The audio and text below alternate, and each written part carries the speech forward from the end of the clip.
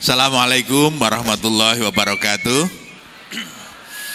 Ubur-ubur ikan lele. Sudah pada sahur tole? Enggak, jangan begitu Pak. Bapak Ibu, terima kasih kesempatan silaturahminya. Pertama, mohon maaf, pecinya ketinggalan Pak. Jadi saya kira yang nomor 1 itu masuk di tas itu peci Pak. Begitu sampai Surabaya, kok enggak ada. Untung ini Baitul Arqam Muhammadiyah. Kalau Baitul Arqam di sebelah, wah sudah habis saya. Kalau tidak pakai peci. Kemudian yang kedua, terima kasih. Tadi saya sudah didoakan menjadi kiai. Saya tidak tahu kenapa kalau di Surabaya, saya selalu didoakan menjadi kiai Pak. Pernah suatu ketika, saya diundang untuk menjadi imam dan khotib di asrama lapangan Zeni Angkatan Darat. Mungkin karena teman-teman ini kalau di Surabaya, kalau imam khotibnya tidak kiai itu tidak mantap Pak. Maka panitia kreatif sekali menulis di spanduk, imam dan khotib KH Basori dari Yogyakarta. Jadi rupanya KH itu kan sebetulnya singkatan dari Khairuddin Pak. Supaya di Jawa Timur kelihatan Kiai Haji begitu ditulisnya KH Basori dari Yogyakarta. Ya, saya aminkan mudah-mudahan menjadi kenyataan. Saya juga terkejut ketika Pak Mukhlasin dan teman-teman ke rumah memaksa saya. Jadi yang dipaksa itu tidak cuma Bapak Ibu, saya juga dipaksa Pak untuk sampai ke Ngagel. Saya bilang tidak bisa, saya sore ada janjian untuk buka bersama di panti di Jogja. Jam berapa Ustaz? Ya habis asar. Oh bisa Pak, nanti acaranya pagi terus langsung pulang, Bapak terus buka di Jogja. Mekso.com gitu. Tapi tidak apa-apa, mudah-mudahan silaturahmi ini ada sesuatu yang bisa kita ambil hikmahnya. Yang mengejutkan temanya tadi loh Pak, mencintai cobaan. Biasanya yang sering disebut itu yang sering terjadi Pak. Ayat yang tadi dikutip Al-Anbiya 35 itu diawali dengan kullu nafsin dha'iqatul maut. Setiap orang itu pasti akan mati. Dan di dalam Al-Quran ada 3 ayat yang awalnya itu kullu nafsin dha'iqatul maut. Nah, yang salah satunya adalah Al-Anbiya 35 yang diteruskan dengan wanablukum bisyarri wal khairi fitnah. Kami akan selalu mengujimu dengan keburukan dan kebaikan. Wa ilaina turja'un. Ini menjadi penting karena seringkali kita punya sikap begini. Kita maunya yang enak-enak Pak. Kita maunya yang menyenangkan. Sementara yang tidak menyenangkan, yang sering kita sebut sebagai musibah itu cenderung untuk dihindari. Padahal dalam realitas sehari-hari justru yang mendekatkan kita, yang mematangkan kita itu yang sulit-sulit. Generasi sekarang disebut generasi stroberi karena cakep tapi rapuh. Kenapa rapuh? Karena memang tidak banyak mengalami cobaan, ujian. Nah, sementara generasi kita, generasi kolonial, sekarang disebut milenial, itu ya karena sudah sejak dulu penuh dengan perjuangan, maka lebih tahan banting Pak. Nah di ayat tadi Bapak Ibu, kita akan selalu diuji dengan 2 hal, keburukan dan kebaikan, dan dua-duanya adalah ujian. Maka kita ini akan silih berganti menghadapi 2 hal itu, cobaan dalam bentuk yang menyenangkan dan yang tidak menyenangkan. Kira-kira Bapak Ibu, berat mana cobaan yang menyenangkan sama yang menyulitkan? Yang menyulitkan? Enggak Bu. Yang umumnya orang tidak lulus, itu malah cobaan yang menyenangkan. Banyak pejabat yang tertangkap itu setelah jadi pejabat Bu. Sebelum jadi pejabat enggak ketangkep Pak. Karena belum ada yang bisa dikorupsi.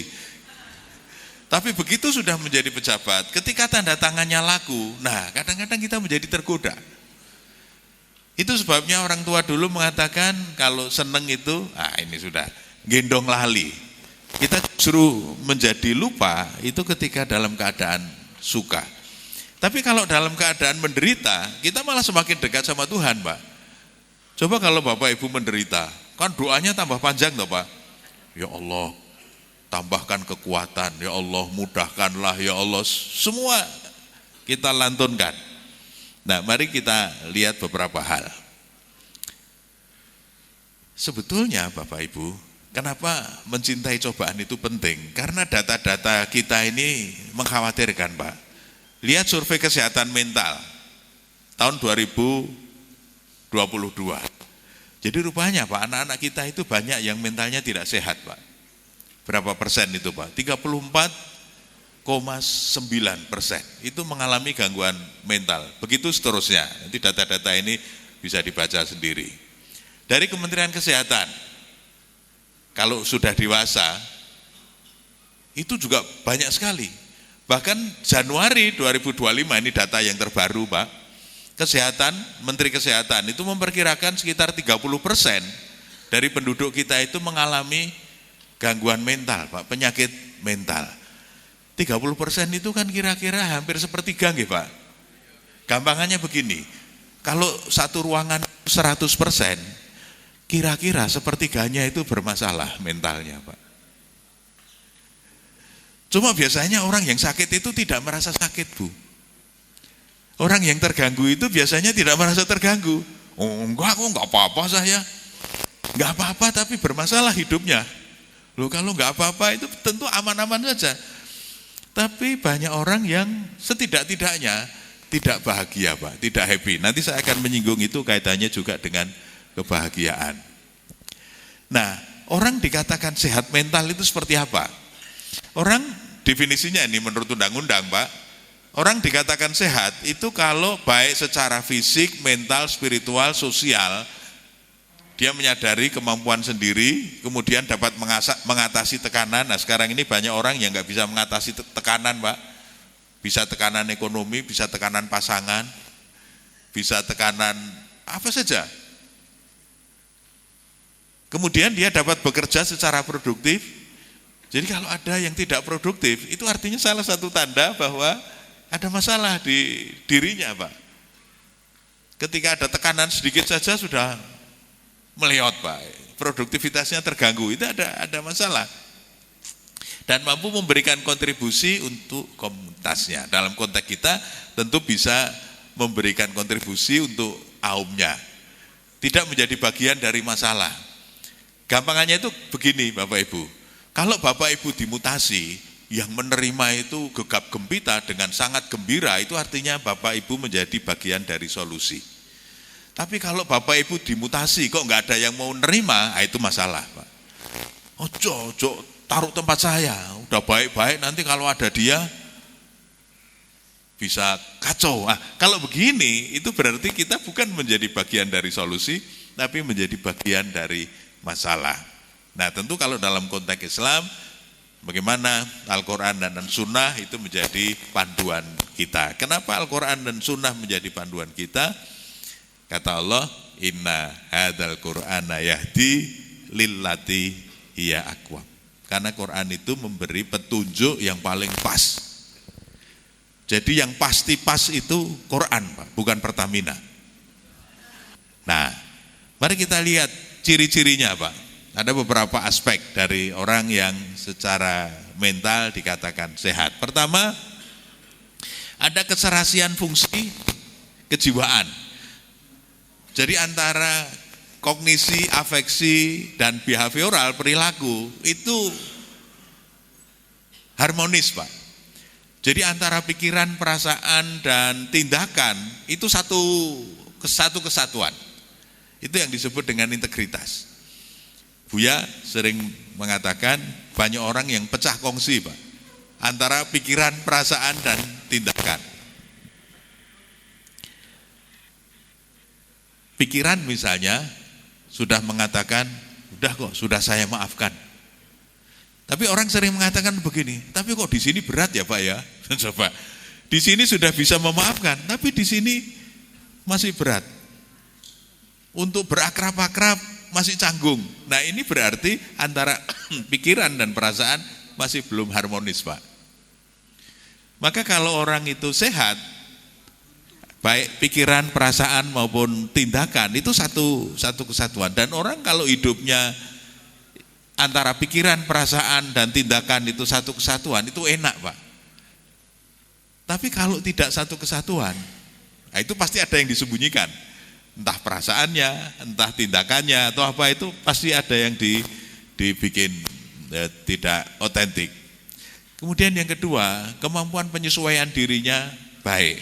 Bapak Ibu, orang yang sehat secara mental itu pasti well adjusted. Well adjusted itu artinya penyesuaian dirinya bagus. Dimutasi, dipindah tempat, diganti, nggak apa-apa, Pak. Karena bagi dia perpindahan itu sesuatu yang natural, biasa saja, nggak apa-apa, Pak. Yang tidak sehat, contohnya teman saya, Pak.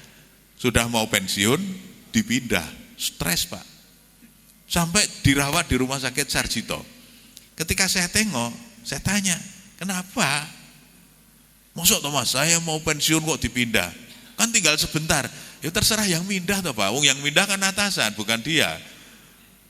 Artinya sebetulnya kalau dia well adjusted, dia dipindah, itu artinya apa, Pak? Diberi kesempatan untuk belajar sesuatu yang baru. Aku senang kene wis kepenak lah, itu loh, Pak. Aku di sini sudah enak. Nanti kalau dipindah saya harus belajar lagi. Loh, malas belajar, Pak. Malas belajar. Tapi kalau kita well adjusted, itu dipindah ya enggak apa, pindah ya pindah, itu saja. Kita harus belajar sesuatu yang baru. Untuk nanti saya tunjukkan, kita berani keluar dari zona nyaman, belajar sesuatu yang baru supaya kita menjadi pribadi yang lebih paripurna. Ini keimanan ketakwaannya semakin baik, tujuan hidupnya semakin jelas, ya hidup semakin bermakna dan bermanfaat. Oke.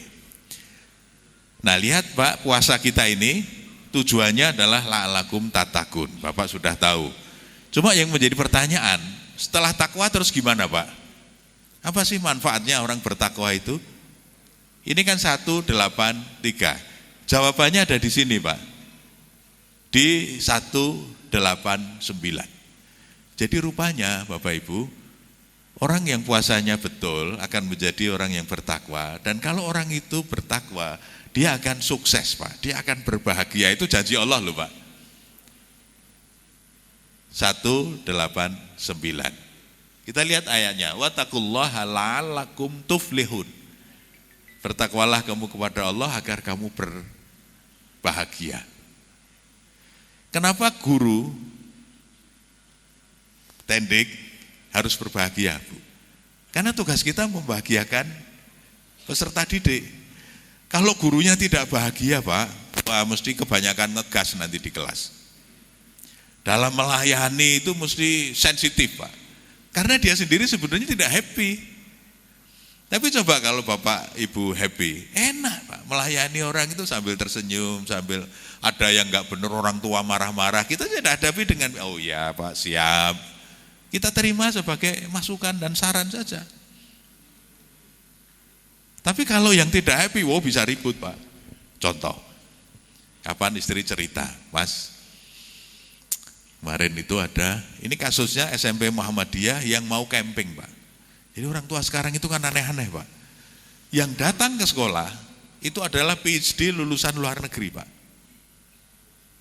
Dosen UGM, Fakultas Teknik. Orangnya kan pintar tuh, Pak. Datang ke sekolah, ketemu kepala sekolah, karena sekolah mau camping. HW mau kemah, Pak. Pertanyaannya, siapa yang bertanggung jawab? Ya jelas kepala sekolah toh, Pak. Oh gitu kok ditanya. Yang bertanggung jawab ya jelas kepala sekolah. Tapi pertanyaan berikutnya itu yang bikin lucu. Ada asuransinya tidak? Gitu, Pak. Coba orang tua nanya asuransi. Nanti kalau ada apa-apa, siapa yang bertanggung jawab? Pak, kalau anak dibegitukan sama orang tua, bagaimana perkembangan anaknya ke depan? Ini orang tua yang overprotective ya, Pak ya. Orang tua yang terlalu melindungi anaknya. Ini sekarang kan anak sekarang itu kan, kenapa disebut generasi stroberi? Karena memang nggak pernah jatuh, Pak. Mau jatuh diambil, mau jatuh bantu. Jadi seolah-olah hidup ini nyaman. Padahal kan banyak tidak nyamannya toh Bu. Ya. Nah, wattaqullaha la'allakum tuflihun. Nah, nanti saya ingin tunjukkan, meskipun tidak nyaman, meskipun banyak masalah, kita tetap bisa happy. Bagaimana caranya? Nah, ini yang penting. Falaha la'allakum tuflihun. Falaha itu artinya hasil baik, sukses, memperoleh apa yang dikehendaki. Nah, umumnya orang itu pengennya begitu Bu. Apa yang dimaui kesampaian, kan gitu. Nah, kata falaha ini kemudian diterjemahkan menjadi beruntung, berbahagia, memperoleh kemenangan, memperoleh keselamatan, dan semacamnya. Ada beda konsep dalam psikologi dan dalam Islam. Apa bedanya? Mari kita lihat. Nah, happy ini kata Dalai Lama adalah hampir tujuan hidup semua orang. Semua orang itu pengen bahagia. Cuma masalahnya ada yang kesampaian, ada yang enggak. Kalau pengennya sih, nah dalam psikologi, kenapa kebahagiaan itu penting bagi Bapak Ibu? Karena nanti akan ngefek kepada perlakuan kita kepada anak didik. Ini Pak, dulu orang menganggap kebahagiaan itu objektif. Maksudnya apa Bapak Ibu? Ada ukurannya Pak. Kalau tingkat pendidikannya sekian, tingkat ekonominya sekian, tingkat kesehatannya sekian, itu disebut bahagia. Maka dulu ada yang disebut dengan index of happiness, indeks kebahagiaan. Bahkan negara itu dibuat indeks Pak. Negara-negara Eropa Barat itu termasuk yang indeksnya tinggi. Nah Indonesia dan sekitarnya itu termasuk yang menengah ke bawah Pak. Jadi dianggap kita ini kurang bahagia. Lama-lama dalam penelitian psikologi ternyata kebahagiaan itu subjektif. Tidak objektif. Apa bedanya objektif sama subjektif Pak? Kalau objektif itu apa adanya. Sementara kalau subjektif itu tergantung yang menginterpretasi. Tergantung yang melihat, tergantung yang mempersepsi. Maka kemudian istilahnya disebut sebagai SWB. Subjective well-being. Jadi kebahagiaan itu dalam bahasa psikologi sekarang namanya kesejahteraan subjektif Pak. Tergantung sing ngrasake ngoten lho Bu. Terserah kita mau merasakannya apa. Nah, kalau dalam psikologi ini cirinya ada dua ini Bu. Orang dikatakan bahagia, pertama life satisfaction. Kalau hidupnya memuaskan Pak. Teman-teman ekonomi mengatakan puas itu kalau kebutuhannya terpenuhi, keinginannya kesampaian Pak. Itu namanya puas. Jadi kalau Bapak ditanya di sekolah, tadi Pak Ketua sudah menyampaikan, Bapak Ibu sekarang di sekolah tertentu, mau tetap di sekolah yang lama atau mau pindah? Saya mau pindah Pak, berarti dia tidak puas di sekolah yang lama. Gampang gitu. Kalau kita punya pasangan, ditanya, andai kata boleh tukar tambah, ini mau ditukar atau milih yang lama? Kalau milih yang lama berarti puas Pak. Tapi kalau sudah kepikiran mau ditukar, ada masalah Pak. Ada masalah, jelas itu. Jadi ciri pertama orang bahagia itu kalau dia puas dalam hidupnya. Di sekolah juga begitu, di rumah juga begitu. Nah yang kedua, positif afeknya lebih banyak dari negatif afeknya. Setiap orang afek itu perasaan Pak. Jadi maksudnya positif afek itu perasaan positif. Perasaan positif itu apa? Seneng, bahagia, diperhatikan, dihormati, diorangkan. Itu perasaan-perasaan yang positif. Sementara perasaan yang negatif itu dikucilkan, tidak diajak, sedih, kecewa, gelo. Ya, yang pokoknya yang negatif-negatif itu. Mohon Bapak Ibu introspeksi, kira-kira Pak, dalam hidup kita, perasaan positif sama perasaan negatifnya itu banyak yang mana? Kalau banyak yang negatif, waduh mesake itu Bu. Itu berarti hidupnya tidak bahagia. Apalagi kalau dua-duanya negatif, perasaannya negatif dan hidupnya tidak memuaskan, habis itu Pak. Iya kan? Hidupnya tidak puas dan perasaan negatifnya kenceng. Waduh, itu udah kebahagiaannya tipis itu. Tetapi kalau life satisfaction-nya tinggi, kemudian positif affect-nya juga tinggi, nah dalam psikologi itu berarti yang bersangkutan bahagia. Kalau dia bahagia, dia akan menjadi lebih mudah untuk membahagiakan orang lain. Kata pepatah, fakitus sai la yu'ti. Kalau kita tidak punya, tidak bisa memberi, Pak. Kita bisa memberikan karena kita punya. Nah, karena Bapak Ibu bahagia, Bapak Ibu bisa membahagiakan orang lain. Nah, ini tadi saya matur tergantung kacamatanya, tergantung mindsetnya. Apakah mindsetnya itu yang kemudian oleh Carol Dweck disebut sebagai growth mindset atau fixed mindset. Kalau mindsetnya growth, itu artinya apa, Pak? Kita akan selalu melihat sisi-sisi positif dari kehidupan. Tapi kalau fixed mindset, dia akan cenderung negatif, Pak. Ya memang sudah takdirnya. Orang bakat aku, orang iso. Gitu-gitu, itu yang fix. Tapi kalau yang growth, pasti ada jalan.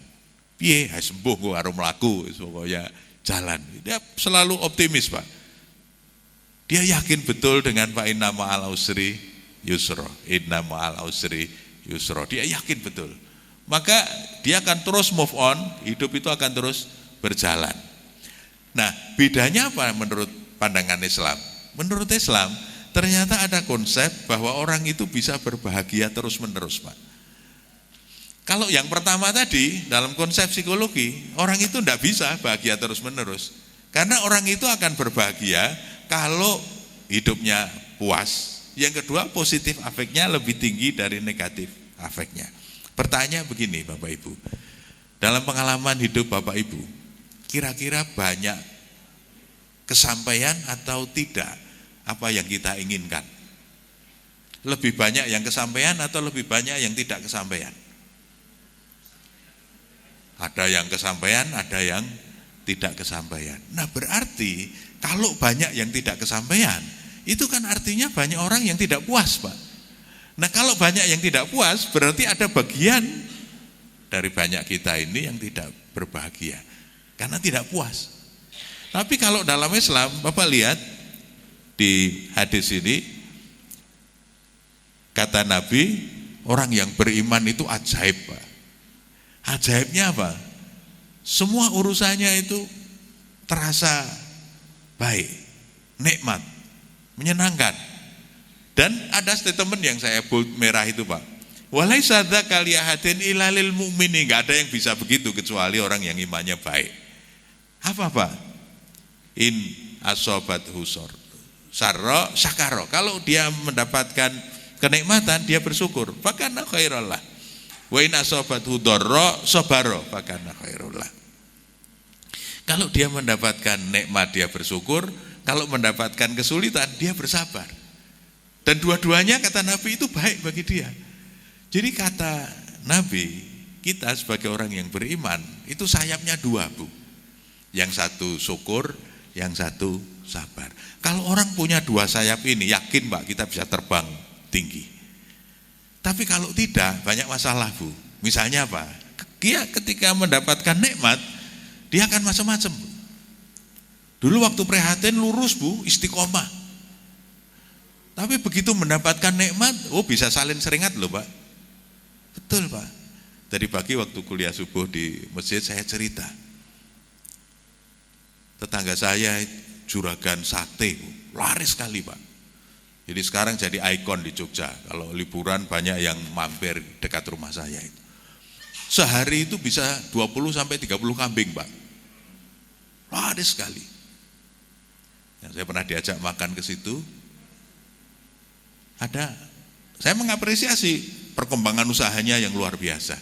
Nah kebetulan teman yang ikut makan itu tetangga dari bos ini, Pak. Dia bisik-bisik ke saya, Kang, setelah laris, sekarang istrinya 3. Gitu toh, Pak. Enggak mudah loh, Pak, orang tetap istiqomah dalam posisi mendapatkan anugerah yang luar biasa. Kadang-kadang bisa goyah loh, Pak, ketika kita mendapatkan nikmat itu. Nah maka walaisa dzaka liahadin illa lil mu'minin. Tidak bisa Pak, kecuali orang yang imannya baik. Nah, saya lihat di materi-materi tadi ada tauhid segala macam, itu tuh penting Pak. Karena yang bisa begini ini nanti orang yang imannya baik. Kalau yang tidak bisa, yang imannya tidak baik, tidak bisa begini kata Nabi. Ini riwayat Muslim, hadis ini sahih. Nah berarti Bapak Ibu, kuncinya apa? Kalau kita agar bisa berbahagia, bisa mencintai apapun yang Allah tentukan itu. 3 sederhana saja Pak. Ikhlas, sabar, dan syukur. Tetapi Bapak, orang sering salah memahami ikhlas. Saya masih ingat waktu kecil, guru agama itu mengajari ikhlas itu seperti ke belakang Pak. Seperti kamu ke belakang itu, kalau sudah keluar, kayak ngaten nggih Mbah, tidak diingat-ingat lagi. Saya sejak dulu itu protes Pak. Apa protesnya? Ikhlas itu dalam agama posisinya tinggi sekali. Mosok cuma dibandingkan sama ke belakang itu kan ya istilah anak sekarang tidak apple to apple Pak. Kenapa tidak dicari analogi yang lebih baik untuk menjelaskan ikhlas? Ikhlas itu ada yang mengibaratkan seperti ombak di lautan. Bapak pernah pergi ke laut malam-malam di waktu sepi? Pernah ya Bu? Kalau Bapak Ibu perhatikan laut malam-malam, gelombangnya tetap malah semakin besar Pak. Padahal malam-malam itu sepi. Kalau siang banyak orang yang lihat, itu dia juga tetap bergelombang. Artinya apa Pak?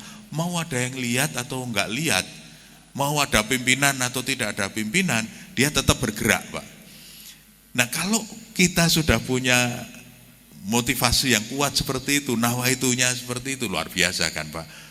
Mau jadi pimpinan ya tetap bergerak. Sebab begini Pak, ada orang itu yang aktifnya ketika jadi pimpinan, setelah tidak jadi pimpinan, hilang gambarnya Pak. Loh kemana ini Ustadz kita?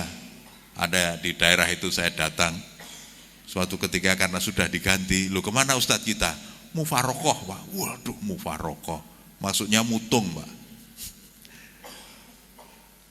Karena tidak terpilih terus nggak mau aktif, pengajian tidak datang, macam-macam Pak. Nah ini berarti belum ikhlas. Nah ini yang ikhlas itu Bapak Ibu, ada orang yang menganalogikan bisa dengan ombak, bisa dengan kelapa Bu. Apa bedanya buah kelapa dengan buah-buah yang lain? Bapak Ibu, kalau buah-buah yang lain itu cara metiknya mesti enak sekali Pak. Pelan-pelan, nanti ada yang nangkep di bawah, dicuci, hidangkan di atas meja. Semua diperlakukan dengan baik. Kalau begini banyak orang yang bisa Pak. Lihat buah kelapa. Sudah dipukul pakai arit misalnya Pak ya, jatuh.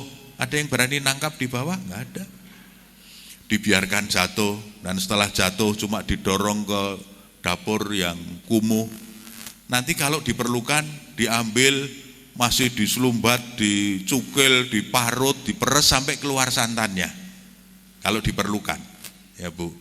Tapi setelah santan itu Bapak Ibu pakai untuk masak, Ibu ditanya masak apa Bu? Pasti jawabannya kare, gulai, lodeh, apalagi Bu yang biasanya pakai santan? Kolak, yang gitu, opor, gitu tak Bu? Tapi tidak pernah menjawab kelapa, tidak pernah menjawab santan. Berarti kalau Bapak Ibu diperlakukan tidak adil, kadang-kadang cuma ditaruh di sudut sana, kalau diperlukan suruh ikut membantu, kalau nanti masalahnya selesai Bapak Ibu tidak ikut disebut, kok tidak apa-apa? Kelapa betul. Kelapa betul. Ikhlas itu begitu Pak. Pernah waktu muktamar di Jogja, teman-teman dari daerah itu datang ke kampus. Kebetulan di ruangan begini ini, di hall, kan foto rektor dari tahun ke tahun kan dipajang Pak. Yang tidak ada itu rektor terakhir Pak. Jadi foto saya tidak ada. Terus teman ini protes. Enggak fair ini Mas. Masa foto sampean tidak ada? Saya bilang mungkin belum jadi, atau figuranya masih dibuat. Tapi kan masuk yang lain sudah dipasang fotonya, foto sampean. Coba, apakah kita melakukan sesuatu supaya fotonya dipajang? Kan tidak toh Pak. Kita melakukan sesuatu itu karena lillah. Kalau sudah lillah itu ya sudah selesai. Nah, maka itu akan menjadi energi yang tidak akan pernah padam kalau lillah. Maka yang pertama di atas itu ikhlas. Itu yang disebut dengan ikhlasun niyah, Pak. Niatnya itu lillahi ta'ala, bukan karena yang lain-lain. Maka mari Bapak Ibu kita mencoba memperbaiki niat mumpung ini puasa, bahwa apapun yang Bapak Ibu lakukan untuk kaum kita ini lillah, Bu. Karena kalau sudah begitu, kita tidak akan pernah lelah. Ada mantan pejabat, Pak, mantan wali kota, main ke rumah, Pak. Padahal mantannya sudah lama, masih pakai safari, pakai tas ekolak itu, pakai sepatu pantopel, Pak. Wah, ini mantan yang belum move on, Pak. Cerita ke sana kemari, Bu. Wah, ceritakan masa lalunya. Kemudian dia mengeluh. Apa keluhannya, Pak? Anak-anak sekarang ini nggak ngerti sama orang tua, Mas. Loh, kenapa, Pak? Maksudnya anak-anak itu anak buahnya, mantan anak buahnya. Dulu anak-anak itu yang nyekolahkan saya, yang merenah-merenahke saya. Tapi sekarang begitu saya pensiun, belas Mas, nggak pernah silaturahmi, apalagi bawakan oleh-oleh, silaturahmi saja enggak. Wow, sakit hati dia, Pak. Nah, saya jawabnya sederhana.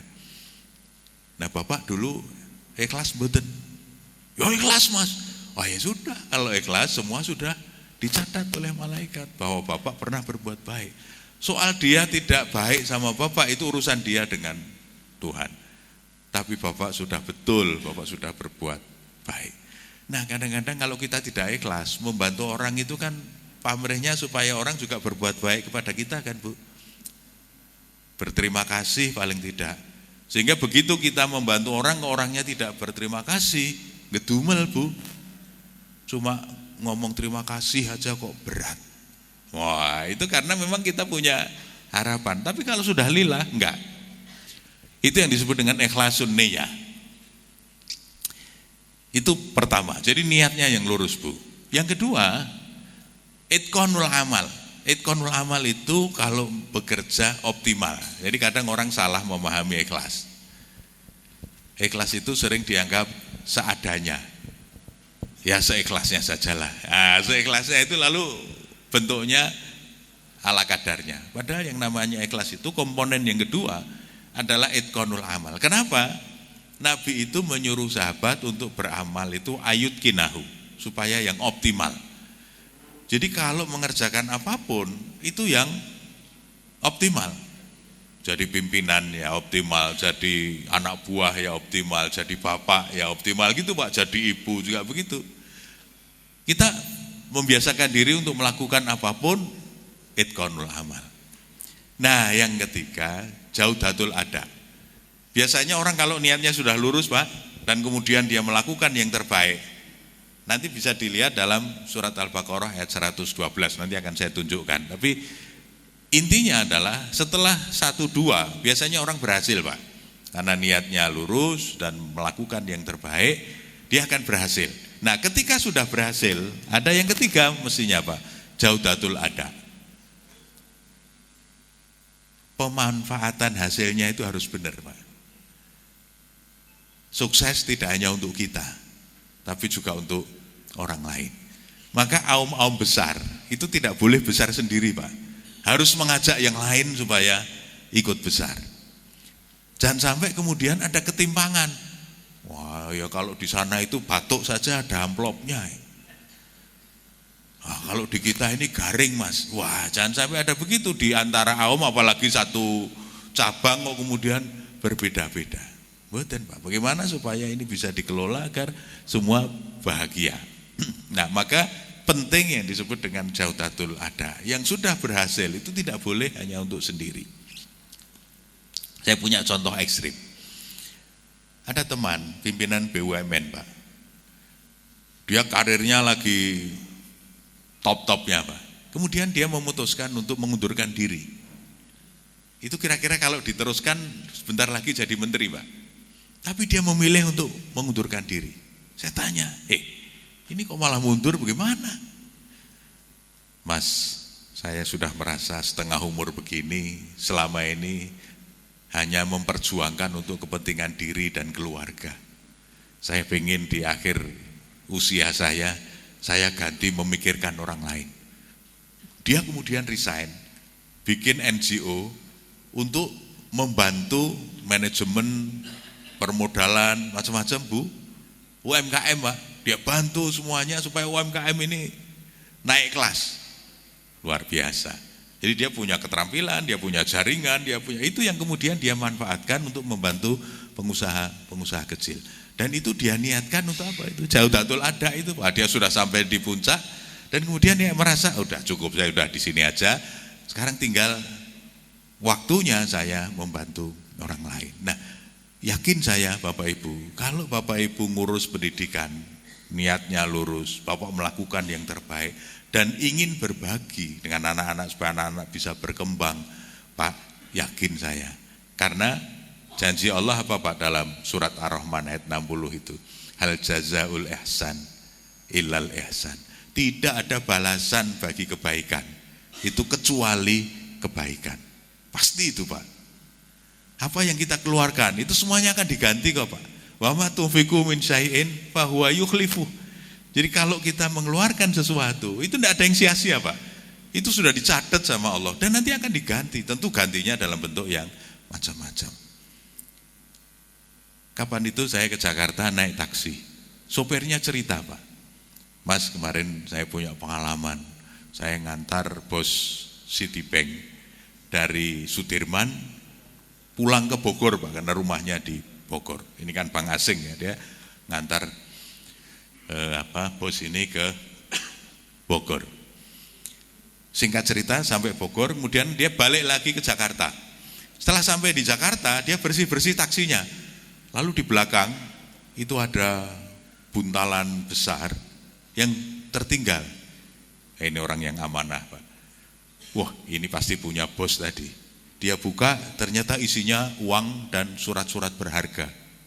Tas itu isinya uang jutaan dan surat-surat berharga ya, karena bos bank Bu, dia isinya seperti itu. Tidak berpikir panjang, dia balik lagi ke Bogor. Kerennya Bapak ini. Saya terus balik lagi ke Bogor, Mas. Saya tahu persis pasti orangnya mencari dan merasa sangat kehilangan. Agama kita mengajarkan kalau menemukan barang dikembalikan kepada pemiliknya. Kembalikan Pak kepada pemiliknya, senang sekali Pak. Dan ketika orang bahagia, senang sekali, pasti ingin membalas Pak. Maka sopir taksi ini mau dihadiahi THR, si bonus yang banyak. Tapi Bapak ini tidak mau. Tidak usah Pak, ini sudah menjadi kewajiban saya untuk mengembalikan barang yang tertinggal. Luar biasa kan sopir taksi di Jakarta loh Pak, masih ada sopir taksi yang seperti itu. Kalau itu guru atau tendik itu bisa dimaklumi, ini sopir taksi Pak. Kembalikan. Dan mau dikasih itu tidak mau Pak. Tapi bos ini juga pintar. Baik Pak, kalau Bapak tidak bersedia, begini saja. Setiap hari besok Bapak jemput saya ke Bogor. Nanti tugas Bapak kalau sore ngantar saya ke Bogor. Jadi taksi pribadi Pak. Nah itu sudah enggak cari penumpang toh Pak, sudah aman. Nah kalau kita berbuat baik, itu yang menikmati tidak cuma kita Pak. Anak-anak kita juga ikut menikmati. Karena cerita sopir taksi tadi, dia mengatakan begini, Mas, setelah saya disuruh jadi tadi jemput pagi sore mengantar lagi ke Bogor, itu kan urusan setoran sudah aman itu Pak. Tidak berhenti sampai di situ Bu. Bos ini kemudian mengatakan, Bapak punya anak yang sudah lulus kuliah? Oh iya Pak, kebetulan anak saya baru lulus dari Fakultas Ekonomi. Baru saja wisuda kemarin Pak. Wah, alhamdulillah saya ikut senang. Pak, mulai besok anak Bapak kerja di tempat saya ya.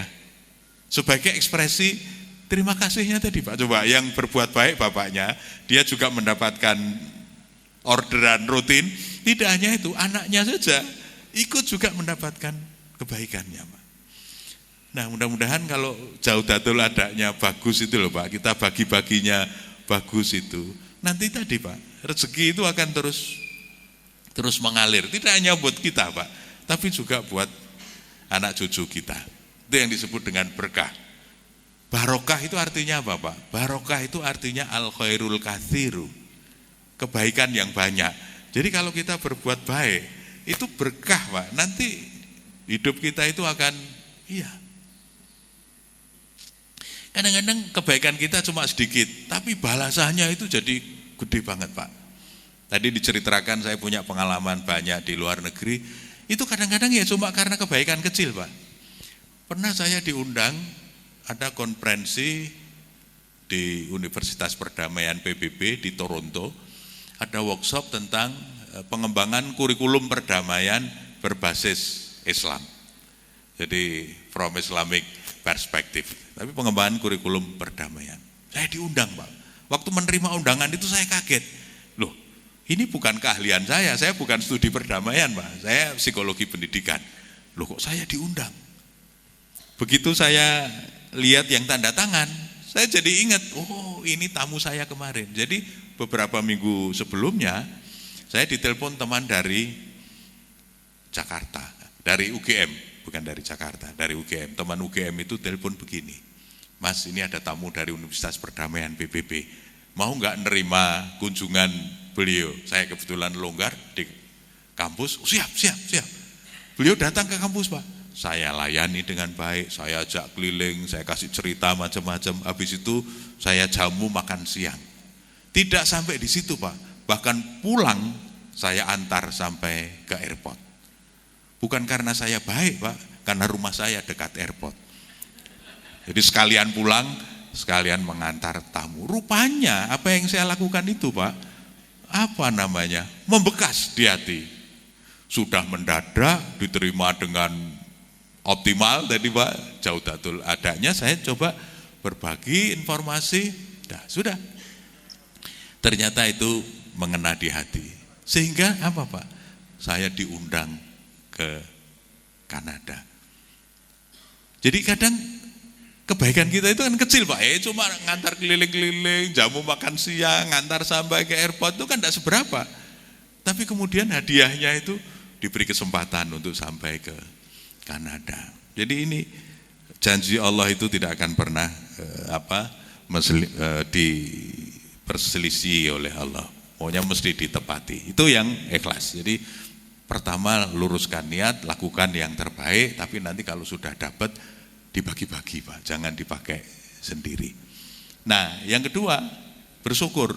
Tradisi syukur ini penting Pak. Syukur itu ada beberapa aspek yang orang sering kurang memperhatikan. Yang pertama adalah tahadduts bin nikmah.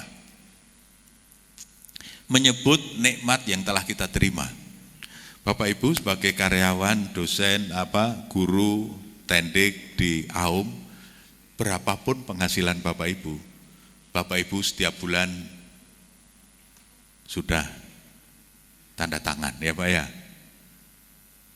Rutin berapapun itu.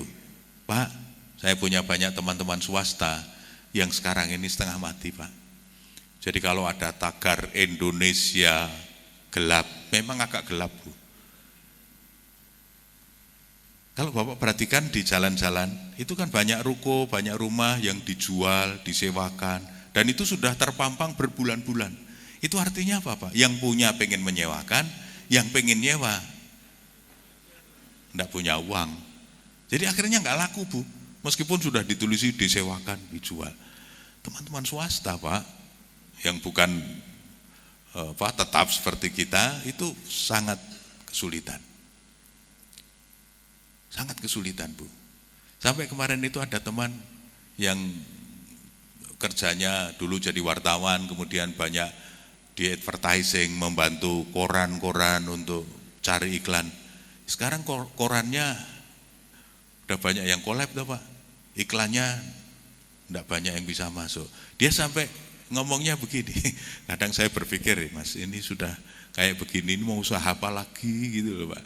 Jadi nikmat yang telah kita terima itu harus bisa kita sebut. Nikmat apa saja? Ya, kita diberi sehat, diberi penghasilan tetap, itu nikmat sekali. Diberi keluarga yang baik, itu nikmat yang luar biasa. Yang kedua, tasakur bin nikmah. Apa tasakur bin nikmah itu? Mensyukuri nikmat. Nah, di dalam Al-Quran itu ada ayat yang menggelisahkan saya. Apa ayatnya, Pak? Wa qalilun min ibadiyas syakur. Hanya sedikit sekali, dalam bentuk nakiroh itu artinya tidak cuma sedikit, tapi sedikit sekali. Hanya sedikit sekali di antara hamba-hambaku yang bisa bersyukur. Artinya apa, Bapak Ibu? Sebagian besar orang itu tidak bersyukur. Padahal kita sering mengucapkan alhamdulillah, kita sering syukuran, tapi ayatnya tidak pernah berubah, Pak. Wa qalilun min ibadiyas syakur. Jangan-jangan kita termasuk yang belum bersyukur, Pak, meskipun sudah selalu mengucapkan hamdalah, selalu syukuran. Rupanya jawabannya ada di definisi Syekh Muhammad Abduh. Wa masyukru ilastimalul mawahibi wan ni'ami fi ma wuhibat li ajli. Apa yang dikatakan syukur yang sebenar-benarnya, Bapak Ibu, kata Syekh Muhammad Abduh, itu adalah istimalul mawahib wan ni'am fi ma wuhibat li ajli. Memanfaatkan nikmat dan pemberian itu fi ma wuhibat li ajli. Sesuai dengan untuk apa nikmat itu tujuannya diberikan kepada kita. Berarti Bapak Ibu, kalau Bapak Ibu diberi nikmat dan kemudian ada tujuan tertentu dan kita penuhi tujuan itu baru namanya bersyukur. Jadi Bapak Ibu diberi sehat, diberi kemampuan, itu kalau dioptimalkan pemanfaatannya, itu baru namanya bersyukur, Pak. Tapi kalau belum begitu, belum dianggap bersyukur. Mungkin ini sudah diberi potensi yang luar biasa kok tidak diaktualisasikan, tidak dikembangkan. Maka tadi memperbaiki karakter, mengembangkan potensi supaya ekonominya, rizkinya berkah itu betul, Pak. Karena itu ekspresi dari syukur. Dan kalau kita bersyukur, Bapak Ibu sudah hafal, lain sakartum lazidannakum, ya, Pak. Ini logikanya begitu. Kita kalau bersyukur pasti akan. Nah, yang ketiga, hifdun nikmah. Apa yang sudah kita terima itu harus dijaga, Pak. Bapak Ibu diberi sehat, ya dijaga sehat itu. Ada Pak orang itu yang habis cek general check up, sehat, cek lab itu loh, Pak, sehat. Habis sehat mampir beli rawon, beli sate, beli ini dengan masih baik kok. Wah, iya masih baik sebelum nekat tadi itu, Pak. Nah, kadang-kadang kita ini tidak bisa menjaga, itu yang jadi masalah hifdun nikmahnya. Bapak Ibu sudah diberi pekerjaan yang baik, kadang-kadang nggak bisa menjaga, Pak. Ada beberapa karyawan kita itu yang nggak bisa menjaga. Padahal di tempat kita ini kan ada aturan, kalau melenceng ya SP1, nanti SP2, sampai yang terakhir SP3. Saya kadang-kadang sedih kalau sudah sampai SP3. Piye toh, Kang? Nggih, Pak, kula sing klentu. Ayo klentu ning mbok yo diperbaiki. Tapi kadang-kadang ya gitu, Pak, orang yang bersalah itu enggak baik-baik, Pak. Ya akhirnya terpaksa kita harus kasih SP3. Nah, itu yang gagal dia di nomor 3, hifdun nikmah. Dia enggak bisa menjaga nikmat itu, Pak. Saya kalau Jumatan di Masjid UGM itu selalu bareng dengan Profesor Arma Abdullah. Profesor Arma Abdullah itu dulu adalah rektor UN, kalau saya M, kalau ini N, UNY, Pak, yang sekarang jadi universitas, dulu IKIP Jogja. Dia profesor olahraga, Pak. Profesor olahraga. Saya kalau bareng beliau itu selalu saya nanya resepnya apa. Usianya sekarang sudah 90 tahun lebih, Pak. Masih rajin berjamaah dan masih sehat, Pak. Wah, posturnya itu slim fit, Pak. Saya tanya, Prof, apa resepnya? Niku jawabnya, niku penak banget, Pak. Sebetulnya resepnya ya semua orang sudah tahu, Mas. Cuma bedanya orang cuma tahu kalau saya lakukan. Ngoten niku lho, Pak. Apa, Prof? Ya tahu, makan yang seimbang, istirahat yang cukup, olahraga yang teratur. Kan gampang toh, Pak. Jadi gampang di sini, tapi begitu pada eksekusi teraturnya itu loh Pak. Olahraga kan juga gitu toh Pak. Kalau lagi semangat, semangat, gue semangat jogging. Bertahan berapa bulan Pak? Habis itu hilang lagi. Itu yang susah itu teraturnya itu. Kata beliau, ya sebetulnya semua orang sudah tahu Pak. Cuma bedanya kalau saya lakukan. Wah luar biasa Pak. Makanya diatur. Nah hikmah puasa mudah-mudahan kita imsak betul Pak. Puasa ini latihan prihatin. Kira-kira Bapak Ibu waktu puasa menunya lebih enak atau lebih sederhana? Tidak puasa itu berarti perbaikan gizi keluarga Pak. Macam lauknya lebih sedikit atau lebih banyak? Lebih banyak. Dan hancur ya Pak ya. Ya Allah. Kelihatannya kita ini kayak puasa bener gitu loh Pak. Cari jadwal imsakiyah. Pertanyaannya begini, sederhana sebetulnya. Jadwal imsakiyah. Pertanyaannya begini. Bapak Ibu di mana nempel jadwal imsakiyah? Di tempat makan toh Pak? Itu sebetulnya jadwal makan Pak, bukan jadwal imsakiyah. Kalau jadwal imsakiyah itu ditempel di tempat sholat. Kalau ditempel di tempat makan itu artinya jadwal makan. Dilihatnya cuma 2, imsak jam berapa, maghrib jam berapa. Betul ya Pak ya? Kayaknya betul itu. Sama dengan di Jogja juga begitu Bu. Banyak teman-teman itu yang nempelnya di kamar makan Pak. Jadi sebetulnya ini jadwal waktu sholat atau jadwal waktu makan. Yang dilihat juga cuma 2 Pak. Sahur jam piro? Imsak gurung, ya gitu. Ini buka jam berapa? Masih 5 menit. Yang dilihat cuma 2 itu. Nah introspeksi buat kita semua. Hifdzun nikmah, kalau sudah diberi nikmat kesehatan ya dijaga Pak, supaya mudah-mudahan berumur panjang Pak ya, supaya kita amalnya tadi loh Pak Ketua bilang kesempatan bertobatnya itu bisa tuntas. Sebab sekarang ini musimnya meninggal mendadak ya Pak. Kita kan tidak ingin waktu mendadak itu kita belum siap. Iya Pak, kan kita tidak tahu, betul tidak tahu Pak. Saya anak kedua Pak, dalam keluarga kami itu ada 6 orang.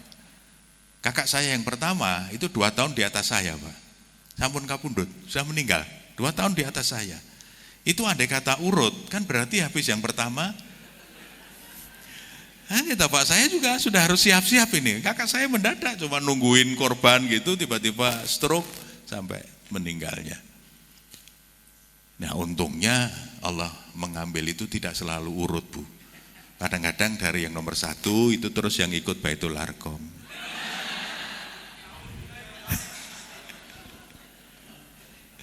Harus disiapkan Pak, ya Pak, harus disiapkan. Itu hifdzun nikmah. Nah kemudian yang keempat, taatul mun'im Pak, orang yang bersyukur itu ujungnya adalah taatul mun'im.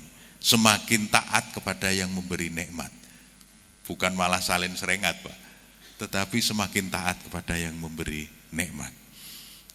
Nabi kan pernah diprotes sama Ibu Aisyah toh Pak, ketika sholat malamnya kelamaan. Iya Pak ya. Nabi itu kan kalau qiyamul lail kan sampai bengkak. Itu artinya berjam-jam Pak. Kalau belum berjam-jam itu belum bengkak Pak. Bapak kalau tarawih sudah bengkak belum? Apalagi yang begini itu ya Pak ya. Yang cepat banget itu pasti tidak bengkak. Itu Nabi qiyamul lail kadang sampai kakinya bengkak karena saking lamanya. Kan pertanyaan Ibu Aisyah, kenapa harus selama itu? Kan sudah dijamin masuk surga, sudah dibebaskan dari khilaf dan salah. Kan jawabannya enak banget Bu.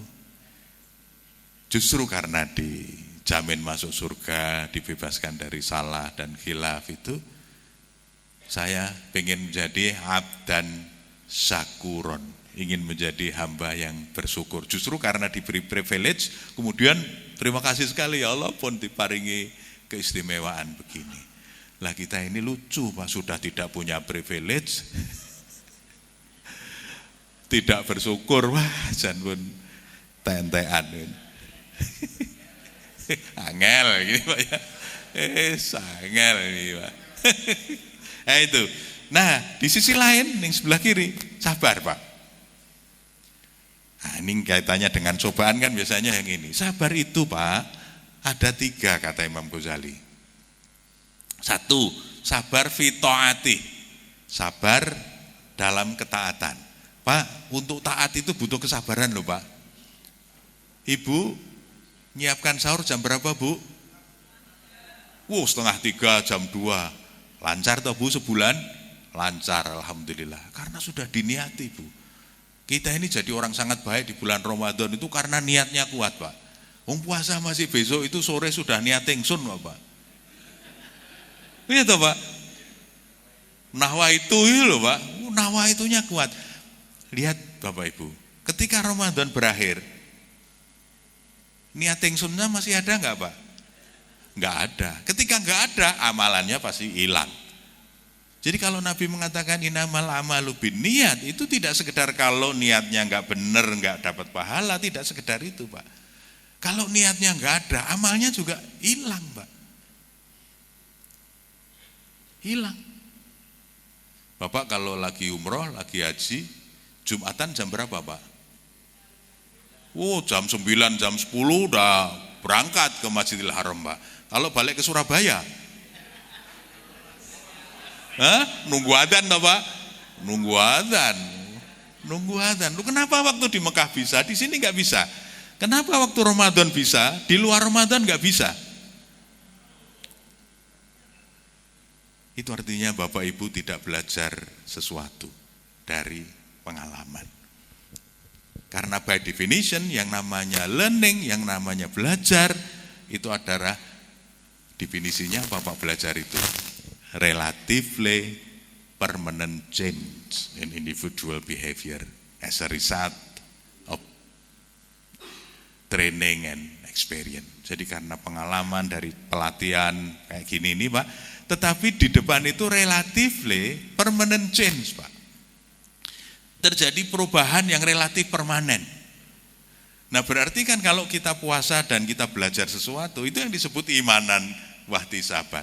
Kita kemudian menjadi pribadi baru Pak, yang sehingga setelah Ramadan keluarnya Syawal. Orang sering menerjemahkan Syawal sebagai peningkatan. Mohon maaf Bapak Ibu, prakteknya Syawal itu peningkatan apa penurunan?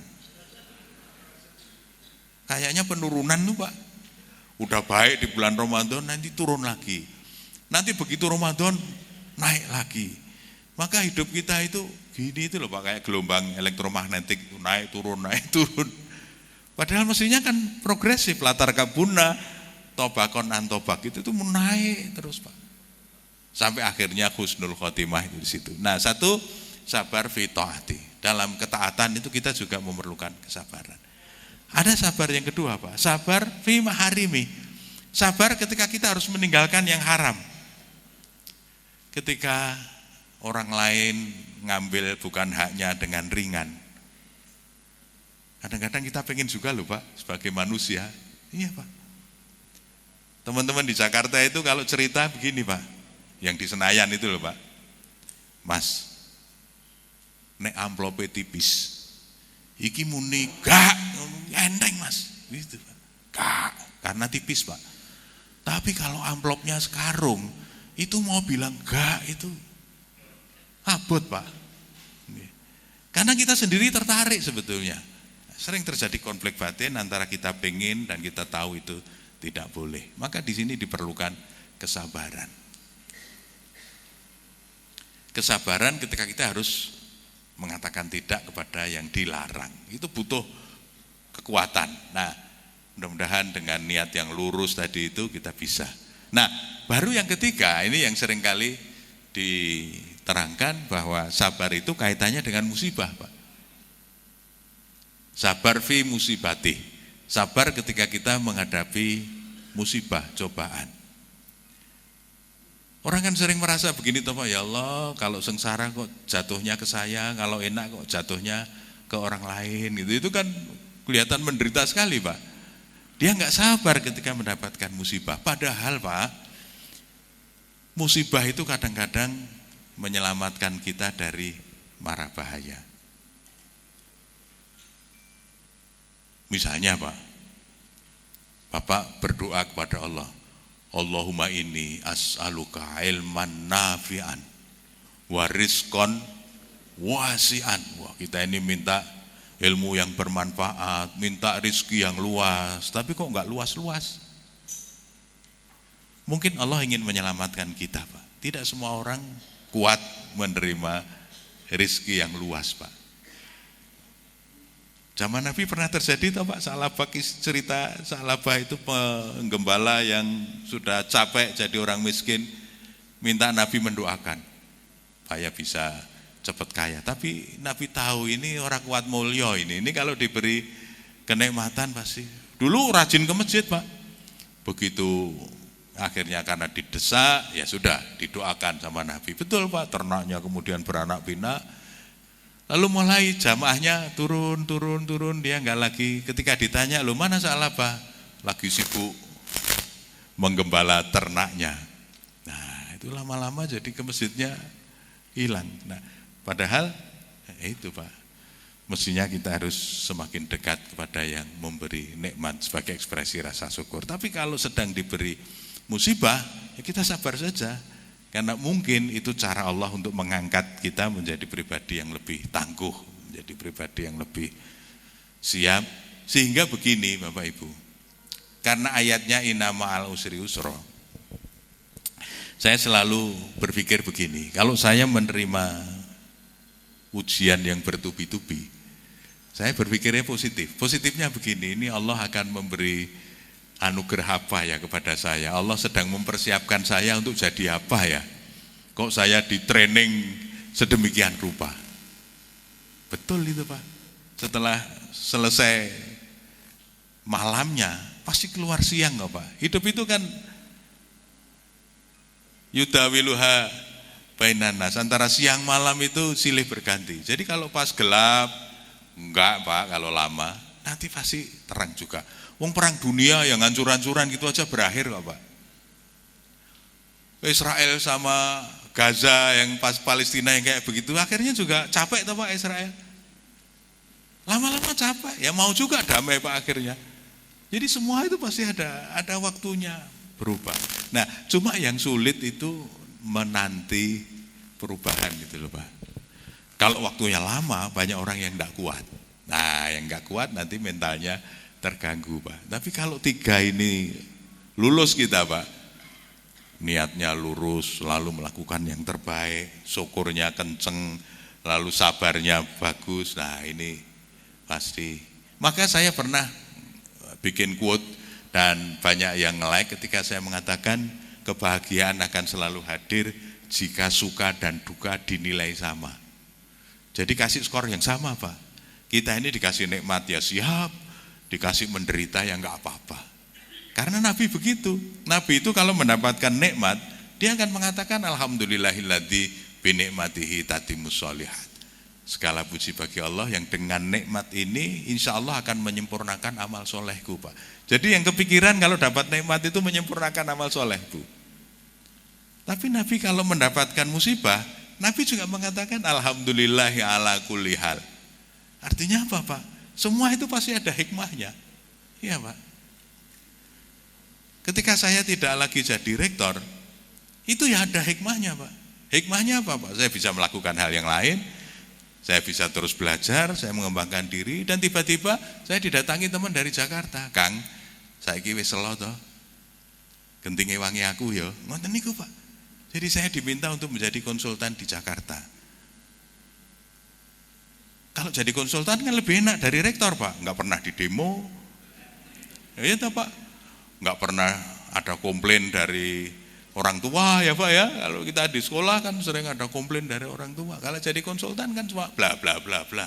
Nanti tak tahu rekening mak klitrik gitu Pak. Oh klutruk Pak, kalau konsultan klutruk Pak, tidak klitrik. Nah itu Pak, semua pasti ada hikmahnya. Pekerjaan kita jadi ringan, nggak perlu ngantor, nggak perlu pakai dasi, nggak perlu bawa tas.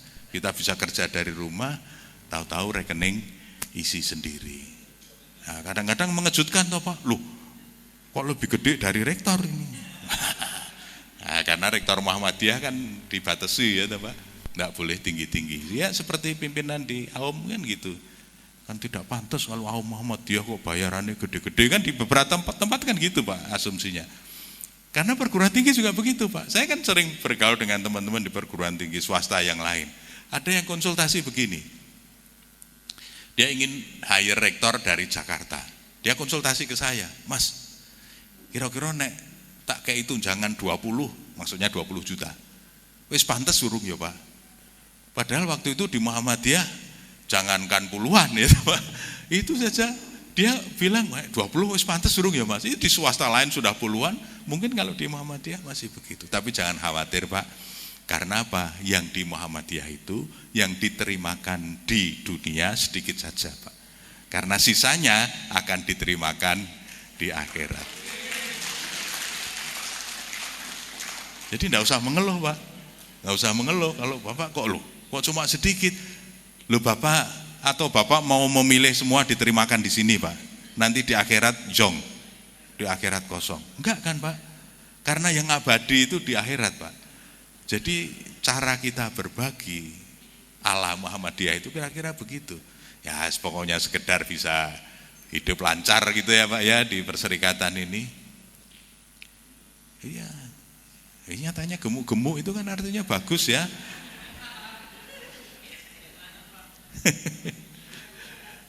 Nah ini Pak, yang penting terus naik ya, yang penting terus naik. Jadi saya bilang Al-Insyikok 19 latar kabuna tobakon antobak.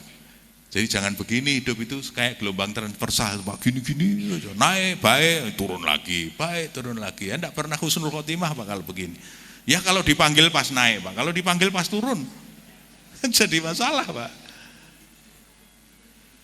Nah ini tadi Al-Anbiya 35. Ya, hidup itu adalah ujian. Baik. Ada pertanyaan mungkin? Silahkan kalau monggo Pak Moderator. Oh, monggo Ustaz. Wah ini. Terima kasih. My name is Jamadi. I'm from Muhammadiyah 4 Elementary School, beside in SMA. Thank you very much Pak Profesor. Insya Allah pertanyaan saya berhubungan dengan kehidupan sehari-hari. Jika dan hanya jika kata-kata saya kurang berkenan, mohon maaf. Ahasiban nasu ayyutraku ayyakulu amanna wahum la yuftanun. Hei Muhammad, kamu mengatakan iman kepada aku, kata Allah. Apa kon gak tak coba? Kon tak coba Muhammad. Itu dawuh Allah. Sehingga Pak Profesor, dari ayat di Al-Quran ini, kalau saya terjemahkan mentah-mentah saja, ono arek ngelek pasangan gurung oleh cobaan. Bener kan? Ono konco sing durung dikai anugerah seorang anak sebuah cobaan. Betul nggih? Sampai ono konco mikir gajine dukur kok seren dawai cobaan. Apa ngoten Pak Profesor? Itu pertanyaan pertama. Sehingga kasus terbaru di media ono pertamax dicampur dioplos kalau pertalet. Apa iki cobaan? Apa kenakalan? Karena Pak Profesor jujur, saya sudah konsultasi atau sudah debat pendapat dengan Pak Yai. Pak Yai mengatakan begini, iku kesalahan manusia, bukan cobaan. Ojo nyalano Gusti Allah. Nah, teringat 5 bulan yang lalu saya membuka Kades Muslim, itu tertulis 50.000 tahun kejadian di dunia sebelum langit bumi tercipta, sudah tertulis oleh Allah. Nah Pak ya ini bantah, oh jangan Gusti Allah.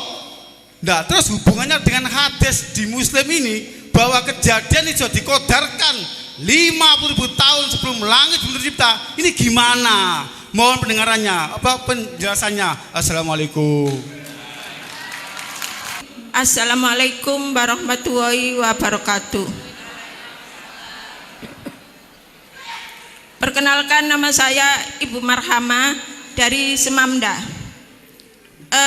Alhamdulillah kita pada pagi ini bisa mendengarkan ceramah dari Bapak Dr. Khairuddin Basori, Profesor, tentang mencintai cobaan. Setiap manusia Pak, kita pasti diberikan cobaan dengan pasangan, dengan anak kita atau bahkan keluarga yang lain atau dengan orang-orang lain atau teman-teman atau orang yang tidak saudara dengan kita. Nah, saya juga pernah mengalami cobaan yang terberat dengan pasangan. Namun begini Pak, kita itu sebagai manusia terkadang kita itu dapat cobaan masalah hati ya Pak ya. Masalah hati itu tidak mudah gitu loh. Tidak mudah, mungkin bisa kita memaafkan, tapi tidak bisa melupakan.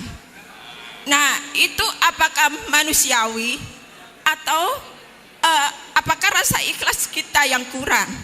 Kalau memang rasa ikhlas kita kurang, bagaimana untuk mencapai semua itu sehingga kita bisa memaafkan, juga bisa melupakan apa yang mungkin kita tersakiti atau terdolimi, sehingga tidak apa ya, mudah melupakannya gitu. Apakah tadi manusiawi atau memang kita kurang ikhlas? Terima kasih. Assalamualaikum warahmatullahi wabarakatuh. Bagaimana cara memandang cobaan sebagai kesempatan untuk berkembang dan meningkatkan diri?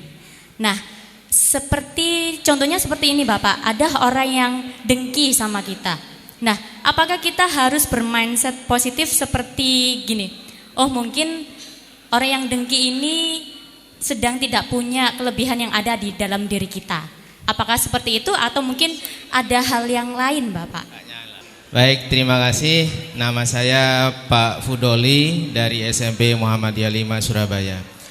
Tadi Profesor cerita ada sopir taksi di Jakarta yang mengembalikan barang ketinggalan. Katanya Profesor itu yang seperti itu jarang terjadi, jarang ada. Kebetulan bulan yang lalu saya ke Jepang Pak Profesor, nganter anak-anak belajar selama 11 hari. Yang saya dapat di Jepang itu kalau barang hilang insya Allah itu pasti ketemu di Jepang. Kemudian orang Jepang itu tertib lalu lintas, jadi mereka sangat disiplin. Kemudian orang Jepang itu selalu tepat waktu. Kemudian yang terakhir, orang Jepang itu selalu buang sampah pada tempatnya. Padahal mereka ini adalah orang-orang yang tidak mengenal agama, tapi kehidupan mereka seperti kehidupan orang yang beragama. Pertanyaan saya, mengapa orang yang beragama itu justru kelihatannya seperti tidak orang yang beragama? Apakah ini juga bagian dari cobaan orang-orang yang beragama? Terima kasih. Terima kasih. Wah, ini saya tadi sudah menduga ini pertanyaannya pasti sulit-sulit. Ternyata betul. Yang pertama, apakah hidup itu cobaan? Iya Pak, hidup itu cobaan. Soal pertamak jadi pertambuh gitu, perta nggak jelas, dioplos sana sini. Begini Pak, orang bisa berbeda di dalam memaknai sebuah peristiwa. Ada yang mengatakan ini cobaan, ya Pak ya, tadi ada yang ini sudah tertulis di Lauhil Mahfuz. Maka kemudian dalam ilmu kalam kan juga ada perbedaan pendapat Pak. Ini Jabariyah, ini Qadariyah, kan gitu Pak. Untuk lebih condong kemana? Ke langit atau ke otoritas kita sebagai manusia.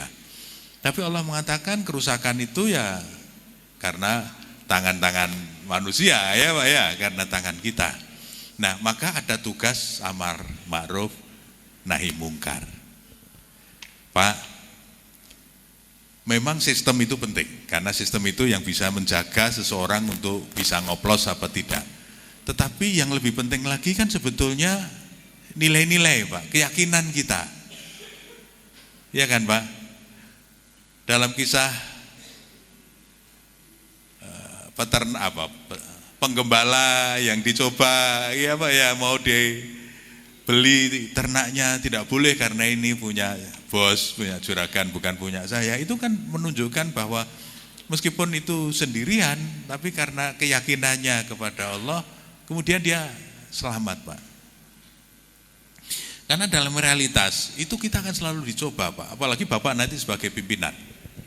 Saya berulang-ulang dicoba Pak, misalnya begini, oleh rekanan, kita mau mengadakan barang, Pak, harga sekian, nanti 20% untuk pengambil kebijakan. Bahasanya halus sekali Pak, untuk pengambil kebijakan 20%. Lalu saya kerjain Pak, masuk cuma 20%, kerjain gitu. Yang lain saja berani 30%, masuk kamu cuma 20%. Udah ngitung lagi Pak. Akhirnya dia bilang apa? Siapa?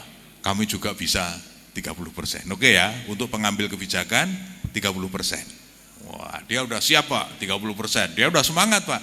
Nah, terus saya bilang begini, gini Mas, deal ya 30% ya. Ah, sekarang yang 30% itu kamu kurangkan pada harga yang kamu tawarkan. Jadi nanti saya hanya membayar 70%. Waduh Pak, kalau itu tidak bisa Pak. Apa bedanya coba Pak bagi yang jual Pak? Kan sama-sama 70%. Iya kan Pak? Dia kan juga kalau memberi saya 30%, dia juga cuma dapat 70%. Bedanya Pak, bedanya kalau saya diberi 30%, itu kan leher saya sudah dia gantung Pak. Berarti nanti kalau ada proyek lain, saya sudah punya pintu ini, kira-kira kan bisa dapat lagi gitu toh Pak. Itu sebabnya agama dengan sangat keras mengatakan ar-rosi wal murtasi finar. Ya Pak, yang nyogok sama yang disogok itu dua-duanya neraka. Nah terus cobaannya kita sebagai pimpinan itu kan gitu. Maka saya sering bilang ke adik-adik mahasiswa yang suka demo itu Pak, anti korupsi, karena dia belum pernah dapat duit yang bisa dia korupsi Pak. Nanti Pak kalau tanda tangannya sudah laku, belum tentu bisa loh Pak mahasiswa yang begini-begini ini. Bener Pak. Saya itu pernah nawar Pak, sebuah rekanan gitu. Akhirnya apa Pak? Barang yang sama, karena kan biasanya pengadaan setiap tahun, misalnya jas Alma Mater kan setiap tahun Pak. Harga sekarang jauh lebih murah dari harga tahun lalu Pak. Wah ini kan berarti tahun lalu mesti, iya Pak, mesti ada yang 30% tadi itu loh Pak. Dia bilang waduh, ada lagi bank datang Pak. Bank datang, minta alamat rumah. Mau apa Pak? Mau menyampaikan bingkisan. Saya goda. Bingkisannya apa? Wah dia terus terang Pak, TV LED yang gede itu Pak, padahal saya belum punya Pak. Sebetulnya kan menarik itu Pak. Nah, terus saya bilang gini Mas, TV-nya diantar ke sini saja. Oh gitu ya Pak? Ya. Jadi kalau di kantor itu ada TV besar itu ya karena diberi oleh. Kenapa begitu Pak? Karena saya diberi itu kan karena jabatan saya Pak. Kira-kira kalau saya tidak menjabat, apa saya akan diberi Pak? Enggak Pak. Buktinya apa Pak? Waktu saya menjabat, rekening saya kan miliaran Bu, uang kampus, saya yang tanda tangan Bu. Sehingga oleh bank, saya diberi kartu prioritas. Karena duit saya banyak Pak. Atas nama kampus, karena memang duit kampus. Begitu saya tidak menjabat,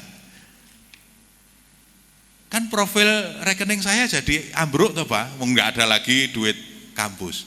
Padahal untuk dapat kartu prioritas, bank itu ada syaratnya. Bank yang bodoh itu datang ke rumah Pak. Kenapa saya ngomong bank yang bodoh? Dia tidak bisa menjaga relasi.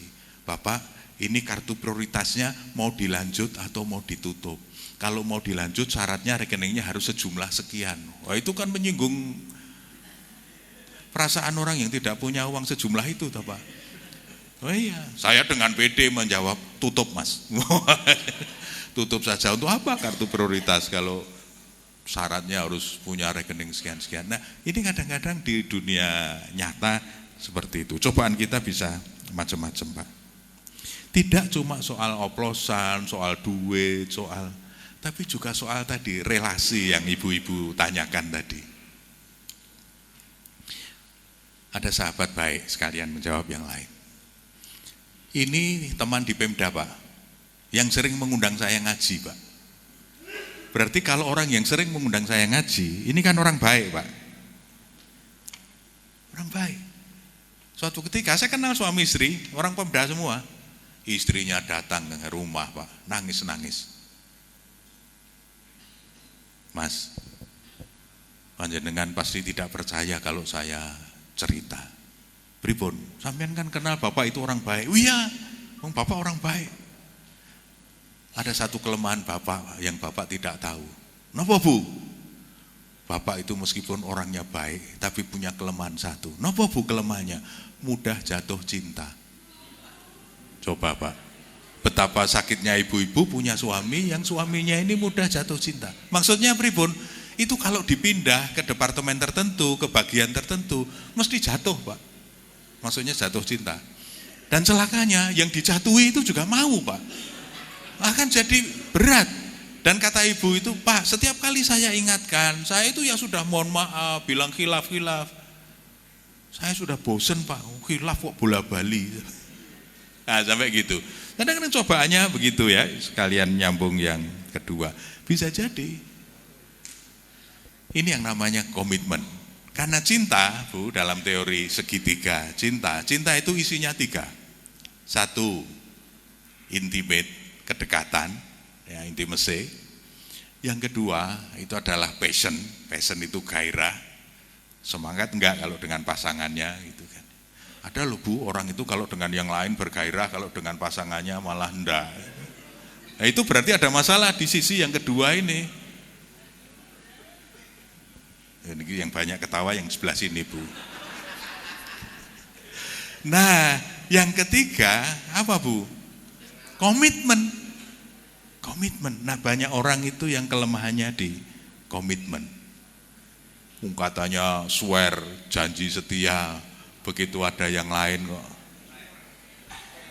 melengos ya, Pak ya. Wah, begitu ada yang lain. Nah, kalau dielengke, saya kan cuma mensyukuri nikmat Allah, menikmati keindahan ciptaan Tuhan. Wah, ada saja alasannya, Bu. Nah, memang di dalam psikologi ada 2 istilah, forgive dan forget. Forgive itu memaafkan, forget itu melupakan. Yang menjadi pertanyaan, pengalaman yang menyakitkan bisa dilupakan enggak, Pak? Enggak bisa. Sehingga ibu berusaha melupakan enggak akan pernah bisa. Wong menyakitkan. Yang bisa apa, Bu? Forgive. Dimaafkan. Sudah. Semua orang punya sejarah, semua orang, makanya di agama ada kesempatan taubatan nasuha. Jadi yang penting itu apa, Bu? Kalau ini dalam terapi psikologi ada yang disebut trauma. Trauma itu kan sebetulnya pengalaman yang tidak mengenakan, memang menyakitkan ya, Bu ya. Tapi ada perasaan sakit yang menyertai, rasa sakit, Bu. Nah, kalau ini 2 ini kan tandem begini, Bu. Kalau ibu bisa memisahkan antara fakta dan perasaan, nanti sembuh, Bu. Jadi faktanya tetap teringat, tapi tidak lagi sakit. Misalnya begitu. Ada orang yang sakit dengan institusi, lalu kipo-kipo, pokoknya gah aku nek karo kae di institusi itu. Itu karena dia tidak bisa memisahkan ini. Tapi kalau dia bisa memisahkan, ya sudah, enggak apa-apa. Kita tetap mengingat, kita tetap baik dengan institusi karena sudah tidak menyertakan rasa sakit. Nah, itu yang perlu latihannya, memotong tandemnya antara peristiwa dan rasa sakit. Dan itu adalah keputusan kita. Ya, keputusan kita untuk, misalnya begini, ada teman juga yang alami seperti itu, Bu. Pilihannya cuma 2. Sampean mau lanjut apa berhenti? Ya demi anak-anak, demi ya lanjut, Mas. Kalau mau lanjut, sampean harus punya komitmen berdua, saling memaafkan. Sebab kalau tidak, ini akan dibawa sampai lama, Bu. Setiap kali ada apa sedikit, teringat lagi ke situ, rame lagi. Nanti apa sedikit, teringat lagi ke situ, rame lagi. Tidak pernah berakhir. Tapi kalau betul-betul sudah ikhlas memaafkan, meskipun tadi tidak perlu melupakan. Tapi yang penting ingat, sudah tidak disertai rasa sakit.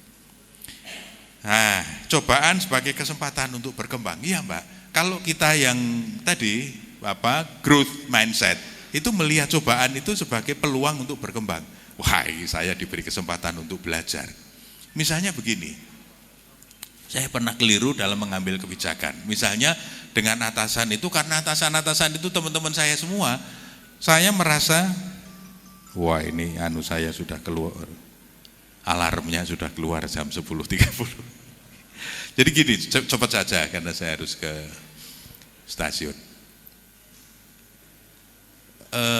Kesempatan itu, jadi kecobaan itu kita anggap sebagai opportunity untuk berkembang, karena kita tidak tahu apakah sebetulnya posisi yang sebenarnya itu di situ. Ternyata ketika kita kemudian ditarik ke tempat lain, loh ternyata di situ ada hal baru yang kita pelajari justru di situ. Bapak Ibu pernah dengar ceritanya Julio Iglesias, penyanyi Spanyol yang besar di Amerika. Kalau dia nyanyi I Can't Help Falling in Love itu bagus sekali. Sebagai umumnya orang Spanyol, dia dulu pengen jadi pemain bola, Pak. Terus kecelakaan, dia sudah hampir menjadi timnas, Pak. Kecelakaan, kakinya patah. Bapak bisa membayangkan orang yang cita-citanya menjadi pemain bola tingkat nasional, kakinya patah, kan selesai Pak karirnya. Di rumah sakit dia stres, untuk menghibur hati yang terluka itu nyanyi, Pak. Nah waktu nyanyi ada orang musik yang dengar, nih suaranya bagus banget. Siapa? Ketika ditengok, Julio Iglesias. Akhirnya kemudian oleh pemandu bakat ini diambil, dibawa ke Amerika. Akhirnya karirnya moncer justru sebagai penyanyi. Ya, ini kadang-kadang begitu, Bu. Cobaan, kegagalan itu justru menjadi opportunity kalau kita melihatnya secara positif. Nah terakhir, betul Mas, di Jepang memang begitu. Karena apa? Nilai-nilai. Jadi ceritanya begini, nilai itu menghasilkan keyakinan. Keyakinan itu menghasilkan sikap. Sikap itu menghasilkan perilaku. Maka perilaku yang tadi Bapak sebut, disiplin, semua pasti dikembalikan, buang sampah pada tempatnya. Bahkan Bapak tidak akan pernah ketemu tukang sampah. Karena apa? Dia buang sampah pada tempatnya. Yang kedua, tukang sampah itu bekerjanya malam pada saat kita tidur. Lah kalau kita kan tukang sampahnya ngantornya bareng sama kita. Jadi keluarnya bareng, Pak. Jadi mesti ketemu truk sampah, mesti ketemu tukang sapu. Kalau di sana Bapak tidak akan pernah ketemu. Kesimpulannya apa di Jepang itu? Nilainya jelas. Kelemahan pendidikan karakter di kita, nilai-nilai yang harus diajarkan terlalu banyak. Di SD berapa, Pak? Di SMP berapa? Waktu kemarin kita pendidikan karakter itu. Sekian belas lah, Pak. Ketika gurunya ditanya aja, gurunya nggak hafal kok, Pak. Apalagi diimplementasikan kepada anak. Di Jepang itu nilai-nilai dasarnya cuma 3 atau 4. Tadi disiplin, bersih, kerja keras, jujur. Dan itu yang diasah ya di keluarga, di sekolah, di masyarakat, sampai jadi, Bu. Diterjemahkan betul.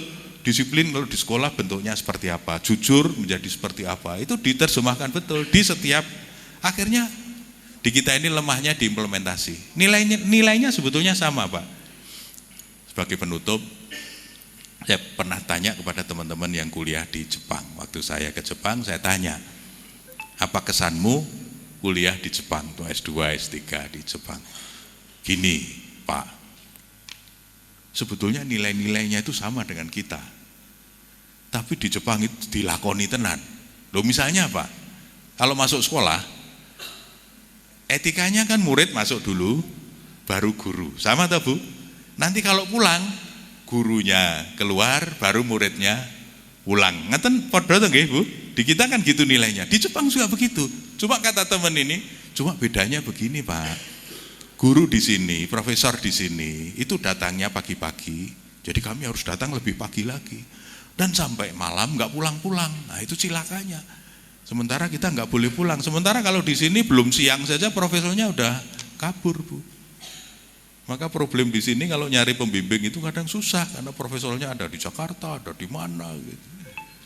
Kalau di sana profesornya nggak pulang-pulang sehingga proses belajar itu intensif. Artinya apa Bapak Ibu? Mari nilai-nilai yang sudah bagus itu kita terjemahkan dengan nyata di lapangan Pak. Jangan hanya menjadi slogan, jangan hanya menjadi pengajian, tapi menjadi pandangan hidup, dan itu menjadi way of life Pak. Jadi itu bagian dari apa yang harus kita lakukan dalam kehidupan sehari-hari. Insya Allah dengan begitu rezeki kita akan berkah. Terima kasih, kurang dan lebihnya mohon maaf. Nasrul minallah, abatkum qarib. Assalamualaikum warahmatullahi wabarakatuh.